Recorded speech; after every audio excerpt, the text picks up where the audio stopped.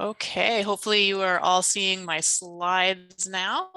This is the fair warning that we're recording as of now, and this will be made available on our YouTube channel after the presentation.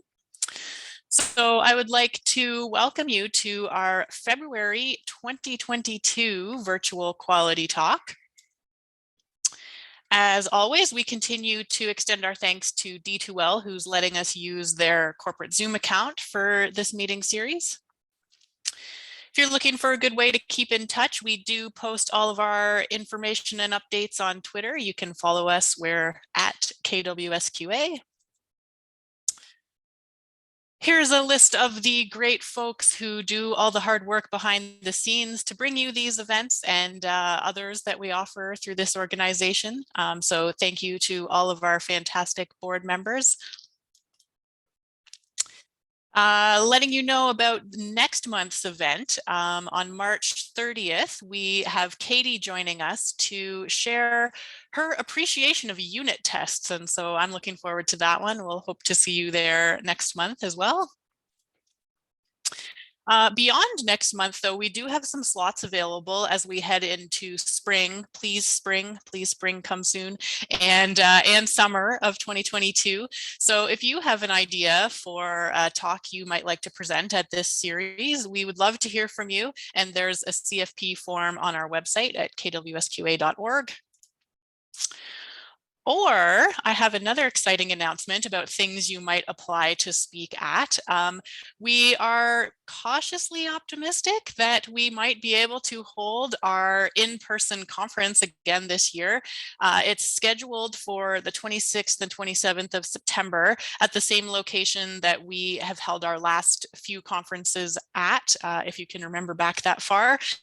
The Cambridge Hotel and Conference Center. We've also got the CFP open for this. So if you have an idea for a presentation or a lightning talk or a workshop, we're taking all of those through our CFP, and you can get to the Targeting Quality 2022 website at targetingquality.ca. So again, would love to hear from you if you've got something that you might like to share at the conference that we're hopefully going to have this year. Another way to get involved with our organization is if you are an organization located in our sort of general area, looking for some different perspectives to bring to the testing for whatever it is that you're building. We can organize a virtual testing games event with you. And so if you feel that you are interested in this, again, we've got a form you can fill out to let us know that you're interested, and we will be in touch to talk through some of the details. Finally, just a reminder that we are again offering sustaining memberships for 2022 at the moment, and you can buy these on our website for a cost of $20 Canadian. And although you don't need a membership to join the virtual quality talk series, it's a great way to help support our organization. And if you do live or work in our local area here, buying a membership means that you become eligible to vote in or run in the 2022 Board of Directors election, which will take place at the end of this year.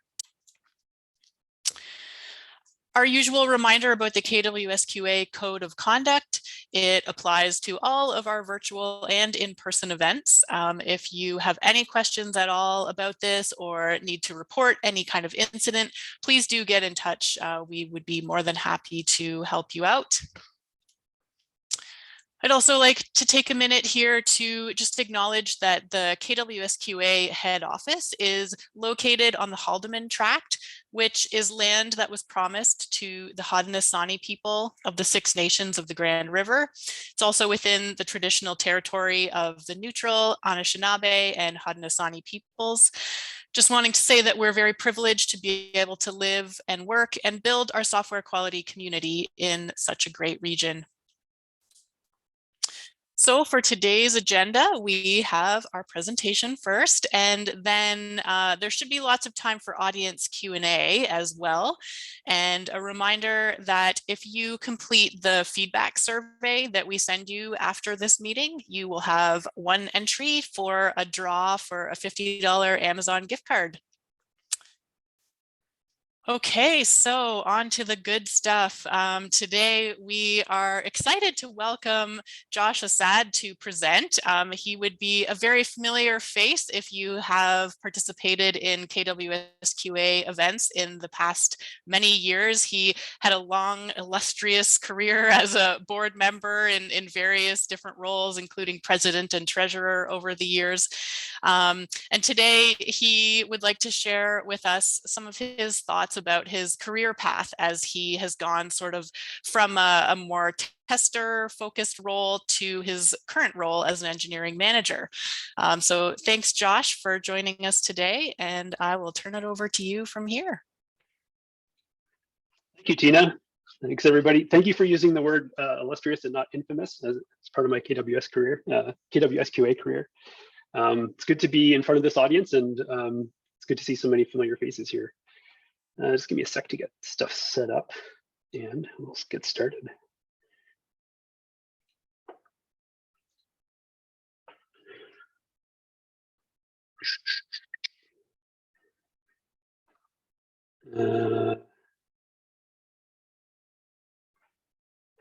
Okay.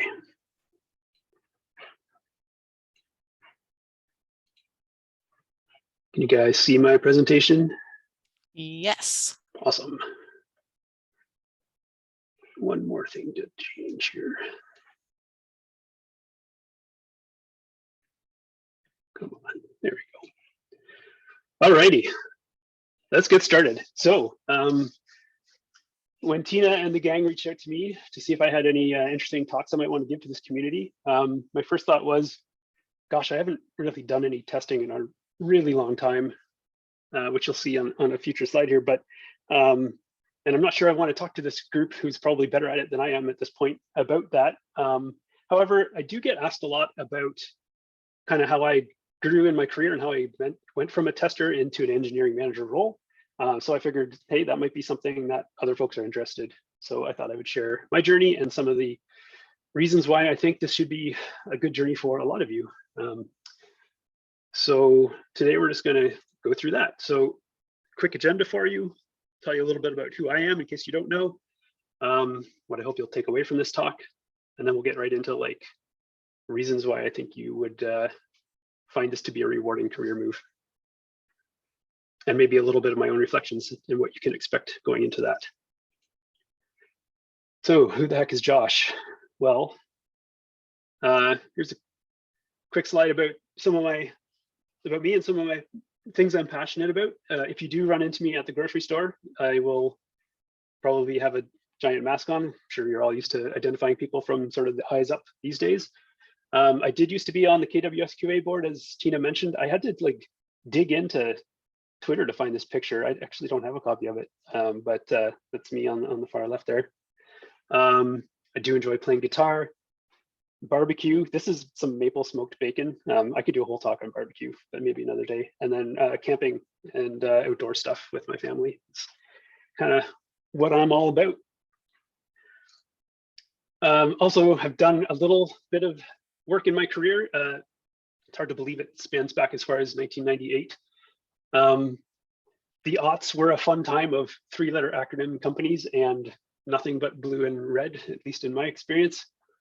So you can see here, I spent the first decade kind of in testing and test lead roles.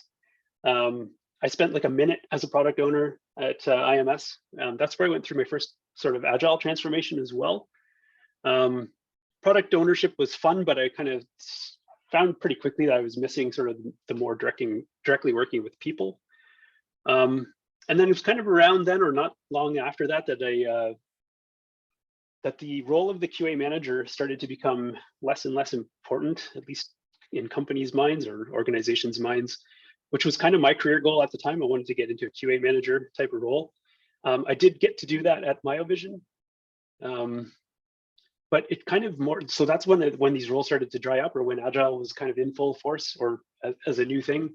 And that role turned into like a quality control manager role really quickly, where I was dealing with manufacturing quality. I didn't have any people reporting to me anymore, and then I lost interest in that. So that's kind of like where I got to D2L. And that's where sort of the magic happened. That was kind of the first opportunity I had that was presented to me, where I got to try on the title of development manager for the first time. So that was it was a little bit of luck and a little bit of good timing in how that worked out. We had just gone through a reorg, and we were suffering with some quality issues. They wanted to pull together a group of test automation experts to help pull us out of some turmoil, and they tapped me to do that role. And since that, at the time, they didn't really have QA manager in their, I don't know what you call it, like their title catalog. They said, but we can make you a dev manager, and couldn't say no to that. So that's what we did. And it was actually kind of funny, even just that title alone seemed to give me clout and put me on equal footing with the rest of my peers. So I thought that was kind of interesting. And then as far as I know, that was a pretty novel move back then. I don't recall there being a lot of other, I think I was the only person who had been a tester who was now on the management team at D2L at that time. And that was around 2014. D2L has actually been pretty amazing at promoting other testers into that position. So kudos to them. And I think maybe I helped start a trend there, or at least encourage some of that. And yeah, that kind of takes me through to today. I was an engineering director for a short time at Arctic Wolf. I could do another whole talk on like growing in a career and taking a step back to doing what you love. I'm now an engineering manager at Circle CI, and it's been fantastic. So takeaways, what are you going to get out of this talk? So for the testers in the room, what I really hope you're going to hear about today is get from today is seeing a career path that you maybe hadn't considered in the past. If there's any managers or directors or higher ups here, what I hope you're going to see is, or learn, is that you should consider this career path for your testers. It's like I said, without the QA manager role, sometimes it's a little bit tricky to decide how you want to encourage testers to grow. Of course, they've got options, but I think one good option is an engineering manager or development manager. I initially built this talk as kind of like my experience report on me becoming a manager, but I kind of realized while I was practicing it yesterday that I've more focused on sort of some reflections on the skills that I've found have been very transferable. And mostly I'm going to be concentrating on a little bit on that. So talking about what skills that you probably have developed or are developing as a tester that would help you be successful as an engineering manager. And then I'll share some of my own reflections on how this career is going, or how this role is going for me. So kicking off with transferable skills. Oh, I should also say, I think I've got I don't think this talk's going to go super long. If you do want to ask a question, you can throw it in the chat, or you can interrupt me. That's totally cool. So the first skill that I remember developing as a tester that I use every day is feedback. I think you're probably all pretty good at this. I hope you are. But as a tester, these skills culminate in, you're using these skills all the time when you're writing bugs. If you're kind of jotting down your testing notes or sharing your findings, doing a code review or a test review, and peer reviews. I think a lot of us as testers give feedback to our peers about how they're doing. So essentially, like all that practice that you've had as a tester, being diplomatic when you're telling a developer that their code sucks or something's broken, is exactly the same kind of skill that you're going to want to lean on when you're the first time you're giving someone who reports to you some feedback about their performance, or sharing with the team how things are going. So to me, this was I think the core of this skill is really developing and extending your ability to show empathy and communicate clearly and concisely. Hopefully those sound like familiar skills as a tester. I lean on those every single day as a development manager.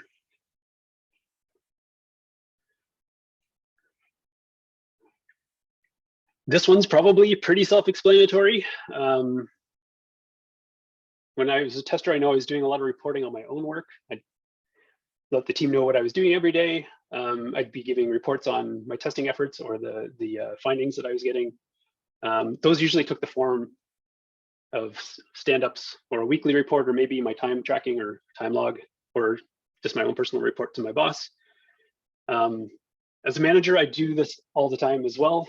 I have to report. Now I'm not just reporting to my team, I'm reporting upward and outward about team progress, anything that's blocking us, sharing the successes. Essentially, it's a one-to-one transferable skill. Again, like this is about honing your skill as a clear communicator, knowing what to include and what to leave out of a report, making sure that you're making space for both the good and the bad of what's going on.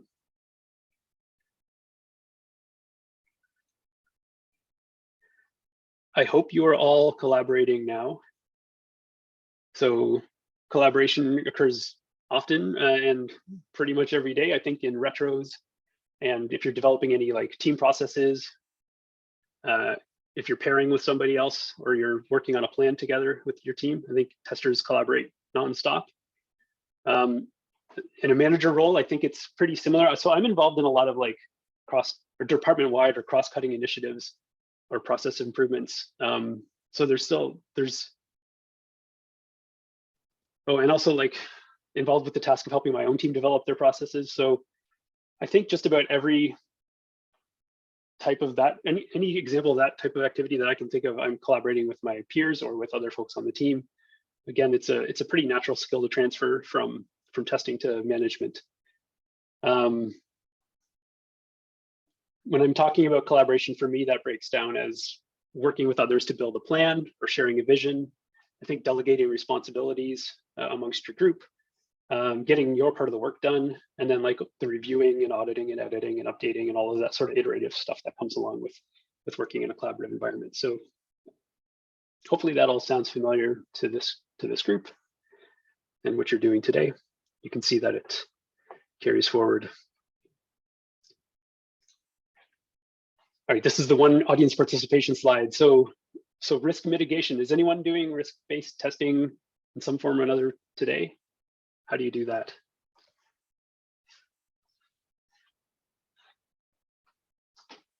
I'll force an answer if I need to. If you gave a high-level description of risk-based testing, what would you say that was?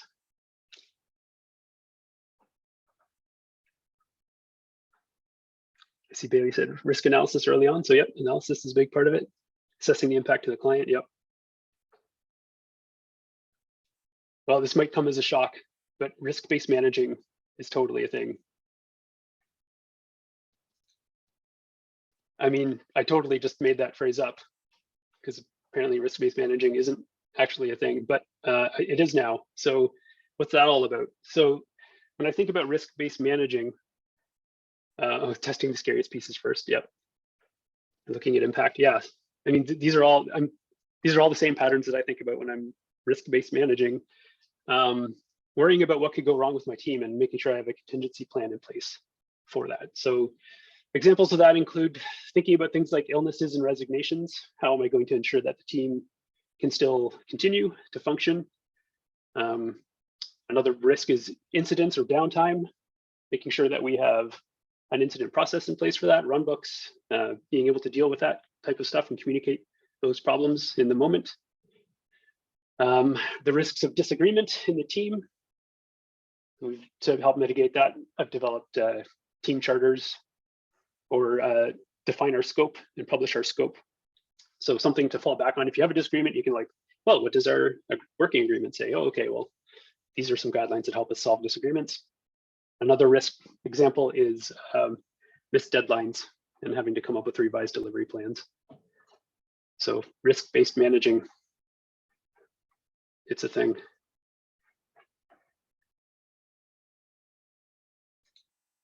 And then one other example, I've got a couple more. This one was capacity planning. I don't know if testers still do this. This was a big part of my job as a test lead. We're going back 12 years now, but when I had to plan for capacity, I was answering questions like, how much work do we have to do? Who's going to do it? How long will it take?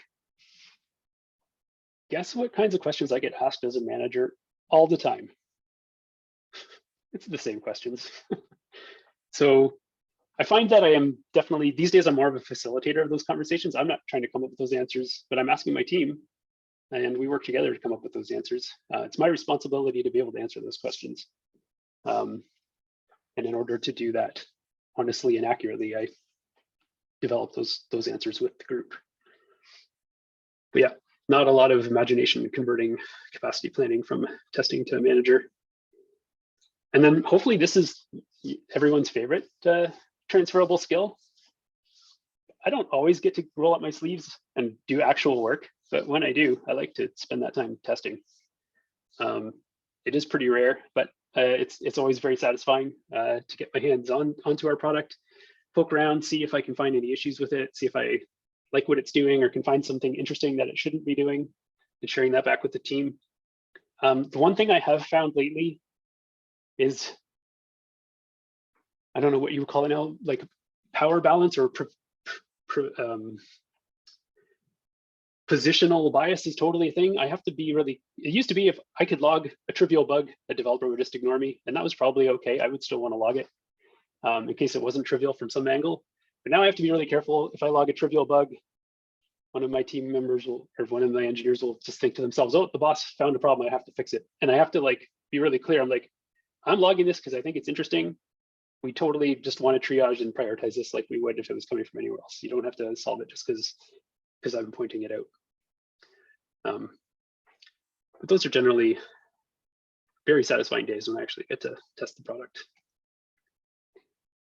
So if you are going to screen capture, this would be the one to do that on. Here's a summary of all the stuff I just talked about.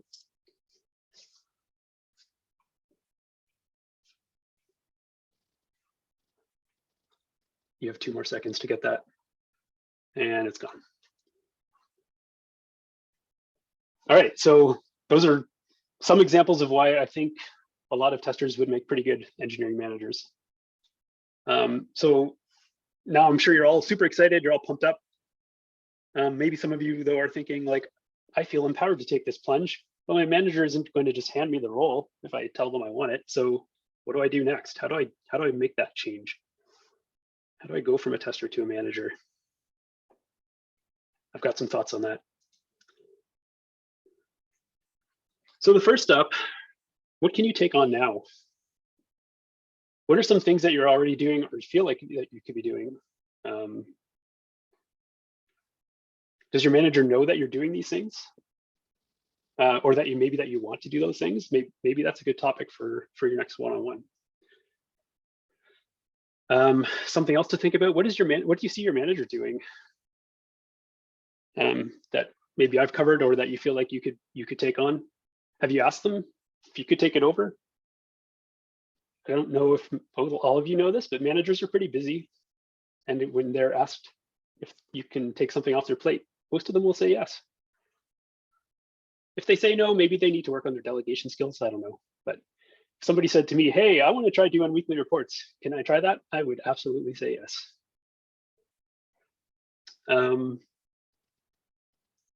So start collecting these tasks. Start practicing them. And then the next time you're having a professional development conversation, it'll change from like asking what you can do to advance to showing and listing the things that you've been doing that already demonstrate that you're ready for that next promotion or the next move up.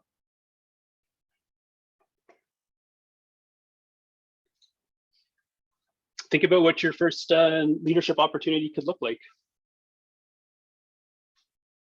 What should your first role be? You could be, some things to think about are if you want to, well, I don't know if it's always if you want to, but are there opportunities to lead a new team?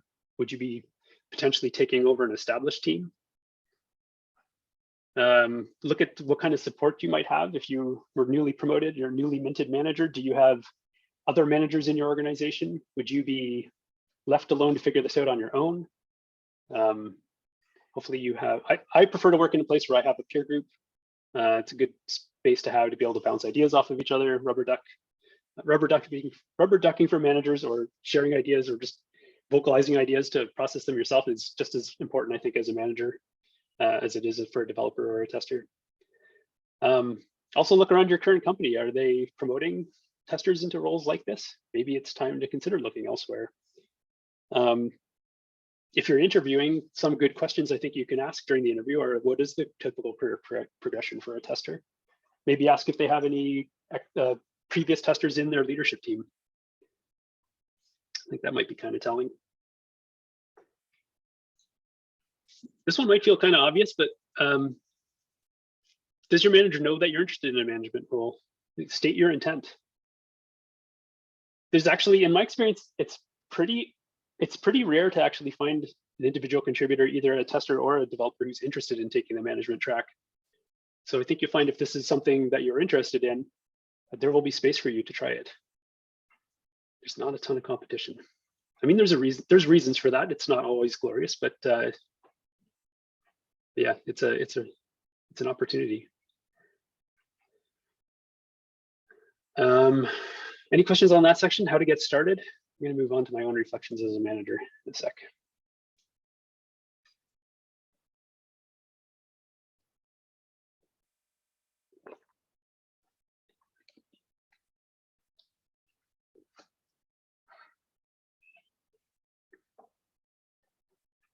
All righty. Some of my own reflections, having been an engineering manager now for a little while, 7 years or so.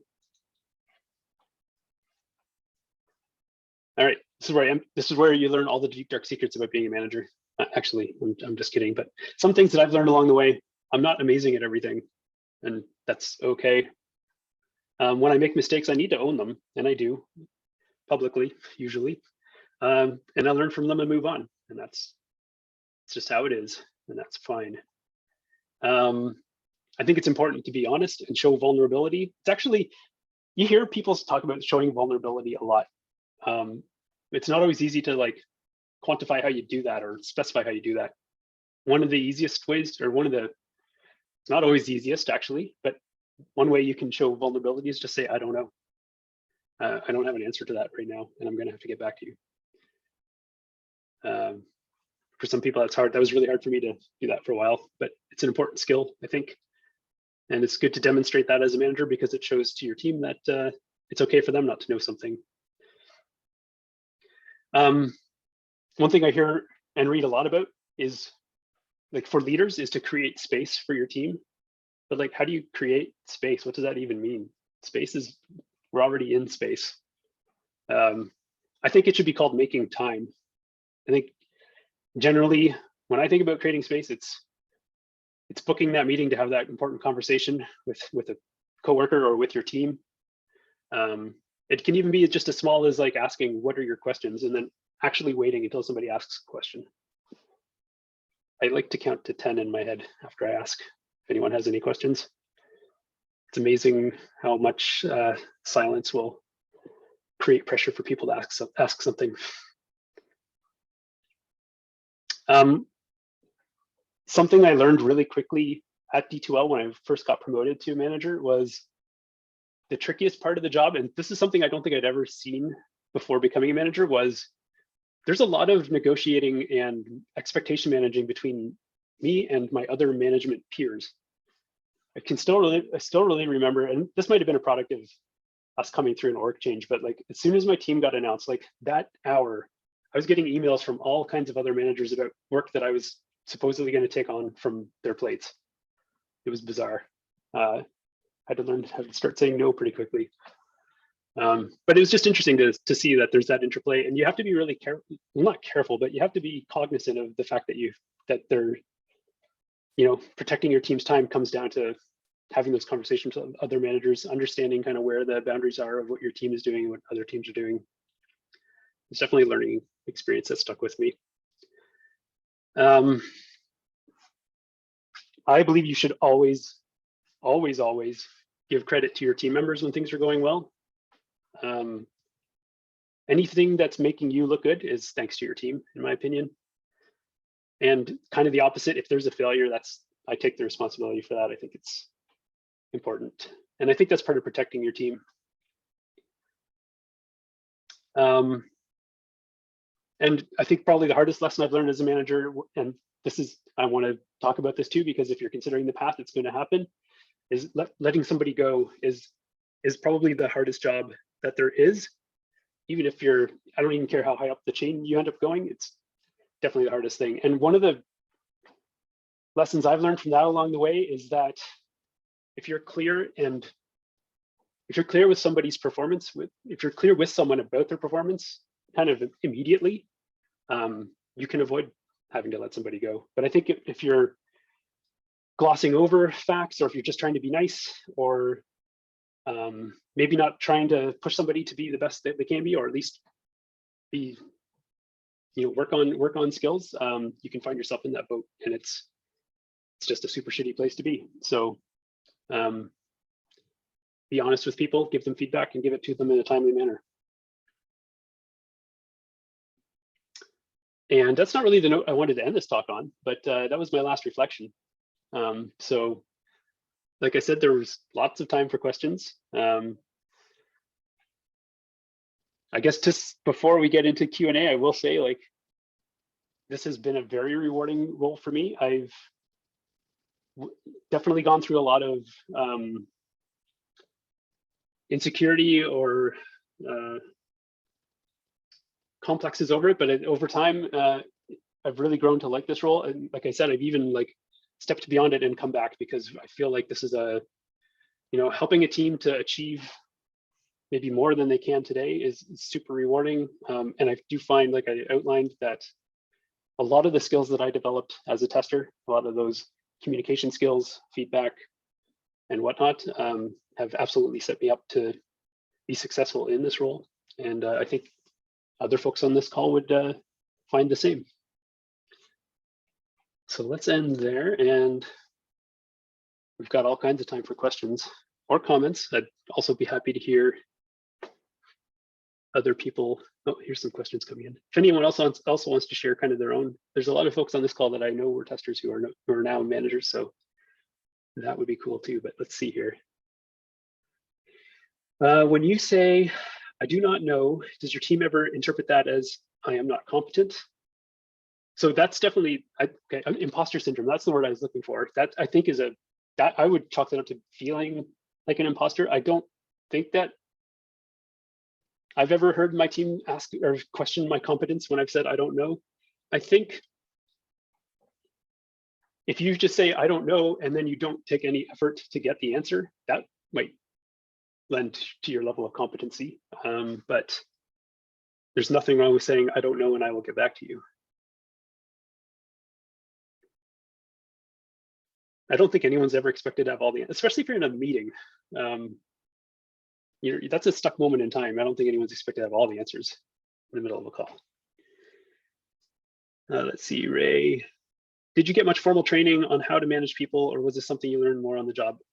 Actually, so another plug for D2L, I guess. They actually provided a ton of really good formal management training, and not a lot of places provide that, at least not places I've been to. I'm sure there are some that do.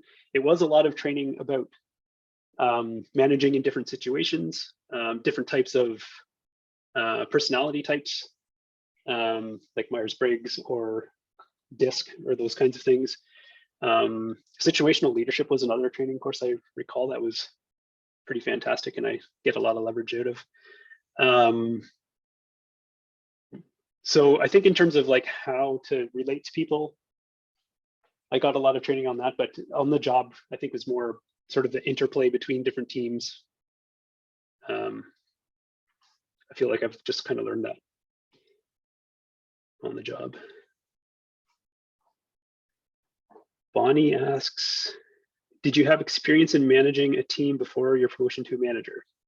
I did, sort of, yes. I did have quite a bit of experience as a team lead, which was nice, because I think that's where I started to, when I talked about taking on some of those manager roles or some of those manager jobs, I think I had a lot of experience in that. So I remember doing a lot of capacity planning or team reporting, planning and estimation, that kind of stuff. The first time I actually had a formal reporting structure job though was at Mitigation when I was a QA manager.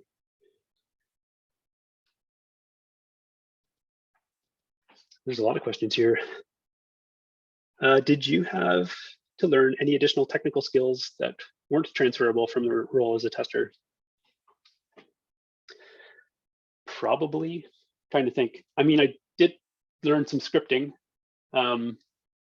which I don't really do a ton of now. But actually, one thing I do still do a ton of is manage a lot of information in spreadsheets, which I did a ton of as a tester. And actually, my staff engineer now calls me a spreadsheet guru, which I find flattering, but also totally a lie compared to some of the stuff that he can pull off. But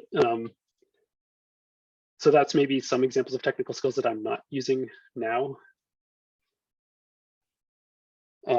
But I think there's other ones I could have touched on, I guess, like building customer empathy. I don't know if that's a technical skill, but I think building customer empathy is yes, I'm going to stand by that. It's a technical skill. That's something that I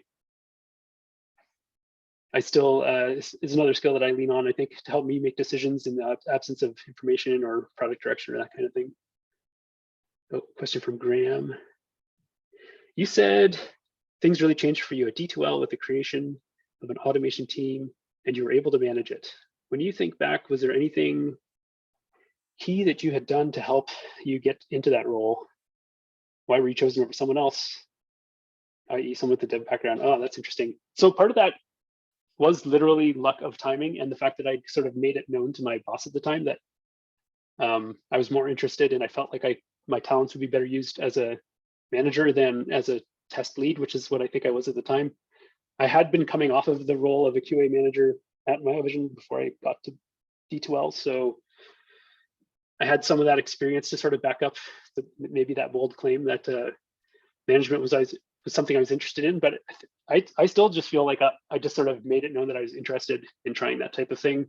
And what happened, it just happened to be in a time and place where D2L needed to form that team. And there weren't a lot of other people clamoring for a management role that had test background. So it just sort of, those dots just sort of connected.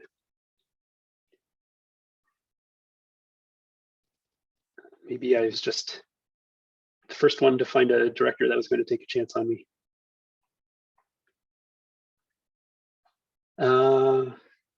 To keep your experience relevant, how important is it to remain on top of the emerging technologies and how do you do it? It is important. I think I do a lot of that kind of on the job. The most recent example is, I think, learning about AWS. Actually, that's not even that recent. So Mitigation was the first company I worked at that was doing anything in AWS. D2L made a transition over to the cloud while I was there. And it was funny because I paid pretty close attention to AWS at Mio, and then I didn't for a couple of years. And when D2L started getting into it, I was actually really amazed at how much it had changed, even just in like a couple of years between those. Other than that, so I would say like at Circle CI, the engineering manager role is very people focused. So there isn't a lot of expectation at this company that I'm also providing a lot of technical leadership guidance. That's the way our organization is structured, and that's the specific expectations of this role.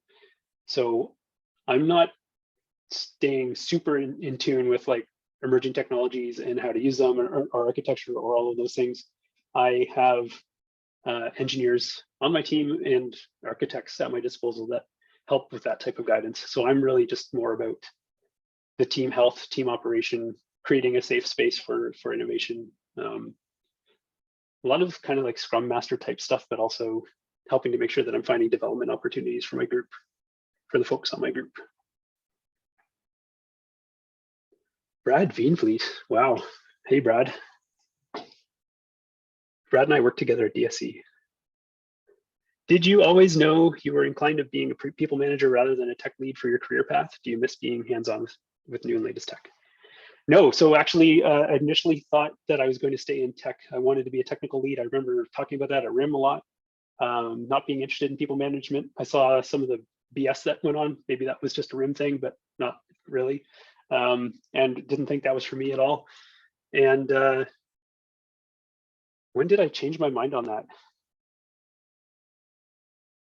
I think it was during the agile transformation, I guess, like that we went through at IMS. Again, I think it was partly seeing less of a company value in there being sort of a technical testing expertise then. I think I also found that I was really enjoying coaching and mentoring people, and I actually did really like a lot of the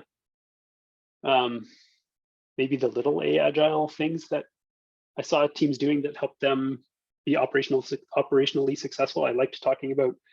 I always kind of liked trying to figure out good ways to estimate work. I saw that as a big part of agile, and I kind of got into that. So I don't know, maybe I fell into it a bit, but it was definitely around that time that I started thinking more about people leadership and tech.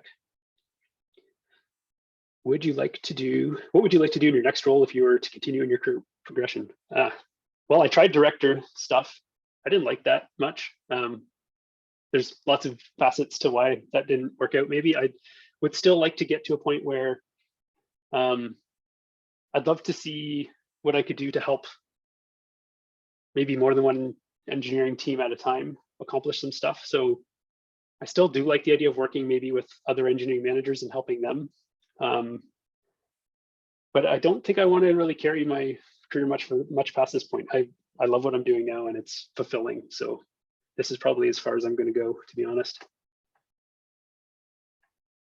Eric, did you find it difficult leading a team that does work that you didn't do yourself? Oh, that's a really good question. The old feeling that you can't manage people who do the work that you haven't done yourself.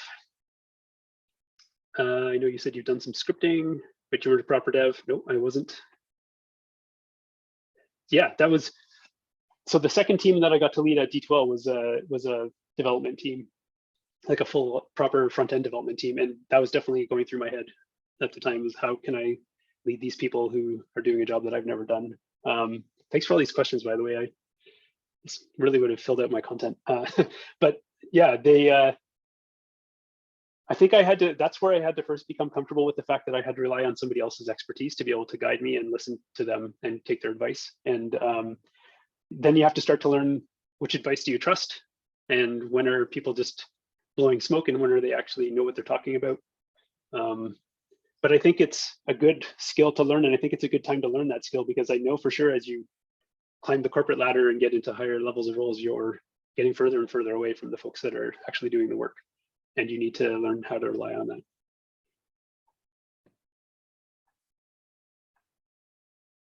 What is my approach to hiring and interviewing? Is that the next one? Yep. That's a really good question. So mostly I'm hiring and interviewing developers these days. My approach is I generally like to see some demonstrated skill. So I like paired programming type sessions. I don't really like whiteboarding sessions. I like the ones where you're in front of a keyboard, maybe in your own IDE, and you're demonstrating skill in a place that you're comfortable working. I don't think that those types of interviews should be like cut off from Google or doing, having all of the things available to you that you normally use to do your job. And then what I'm looking for there is like, do you understand the underlying fundamentals of why you're coding a thing the way you're coding it? Actually kind of rely on developers more to assess that, but I do look for, how do you like to collaborate? Do you take suggestions from your interviewer about trying something differently? Do you have conversations? Do you ask questions? Do you look for clarification? But yeah, it's just, to sum it all up, I generally like to see sort of demonstrated skill during interviews. I'm definitely more interested in, well, I was going to say I was more interested in what you've done, and I guess maybe it's demonstrating some potential about what you could do than like where you went to school or how many years of experience you have or that kind of thing. And then Kevin, how do you approach hiring and performance discussions related to technical skills that may not be in your wheelhouse? So this is another example where I certainly rely on my technical advisors, at least to help understand what some of the specific technical skills are that people on my team need to develop. When I have one-on-ones with my staff engineer, part of that conversation is about how the rest of the team is doing, where are they struggling and where are they excelling. So he really helps me to see how that's working out, and it helps me to have discussions with my team about those topics. And it works in our case, we're both doing one-on-ones with the whole team. And so it's nice, I think, for them to hear sort of the reinforcement between both of us, encouraging them or talking about where they're struggling.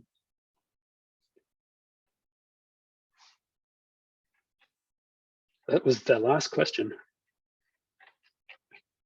Thank you for so many interesting questions. I hope that was helpful. I knew there were going to be lots of good questions. I'm not surprised with this group. Yeah. I've been sort of formulating more of a comment, I guess, that I didn't quite get a chance to finish typing up. So maybe I'll just say it. But I feel like, so just for context for everyone, I've made a similar transition as well. Like I'm also currently managing a team of developers.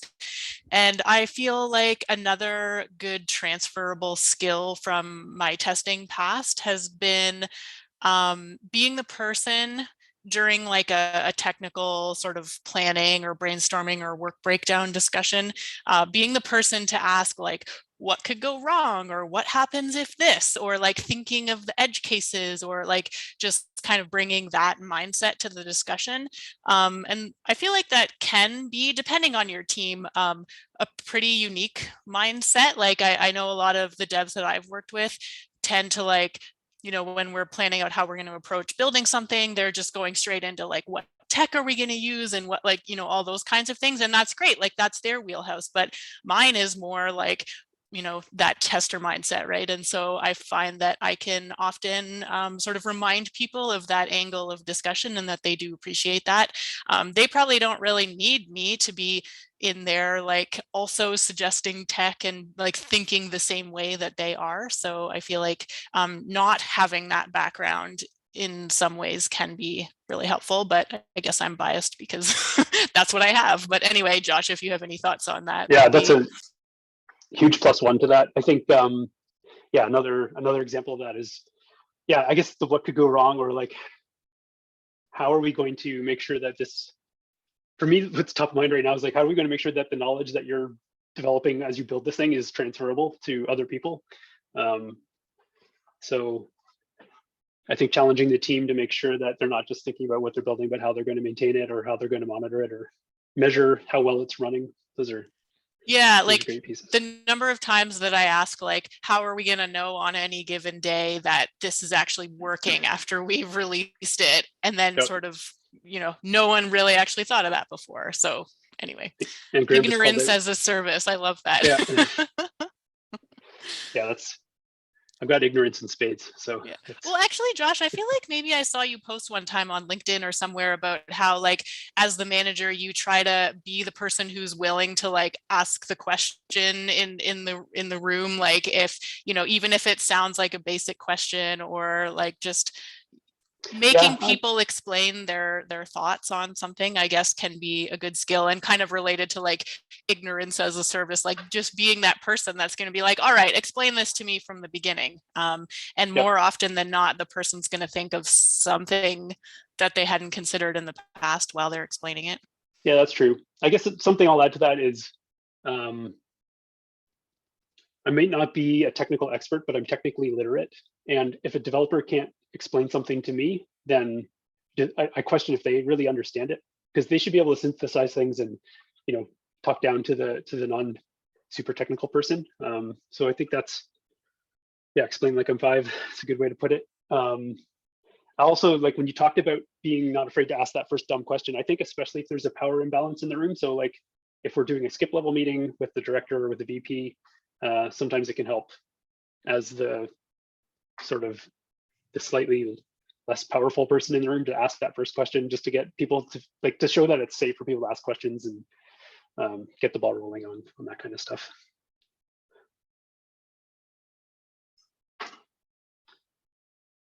Awesome. Anything else? There's 9 minutes left.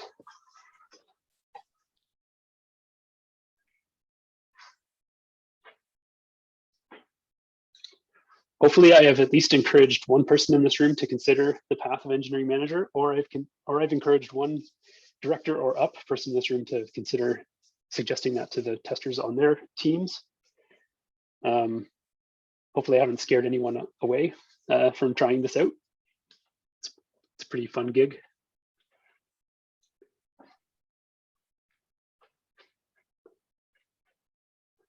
Oh, what opportunities are there for people who like to mentor but not manage? There can be a ton of that. So KWSQA is an awesome organization to like connect with people if you want to do mentorship. Michael Bolton, who I see grinning there in the side, actually tweeted at me or replied to a tweet that I had one time about, I was like kind of throwing it out to the internet. How do you find a mentor? And he was just like, just ask somebody, duh. And I was like, of course. And I did. And I've had some really good mentorship relationships that way. So I think there's lots of companies too set up kind of some formal mentorship or mentor mentee situations too. So you could maybe look for that or talk about setting one up at your company. And yeah, thanks. Otherwise, looks like just lots of appreciation, kudos in the chat. So appreciate it. Maybe we're getting to the end here. So thank you, Josh. It's always great to hear about different options for career paths and career growth, and and thanks to all the audience members for the very lively Q&A. I think that's what makes these presentations great, is when we can hear from all of you. And so I do appreciate the participation. Yeah, I think we're good to wrap up here. So again, you should be receiving a feedback survey shortly, I guess. And if you could fill that out, we do really appreciate hearing from you, what you liked, what you didn't like, and how we can continue to improve on this series. Otherwise, hope to see you next time. March 30th is the next time we will gather together. So have a good rest of your afternoon. Thanks. See you later. Thank you. Bye.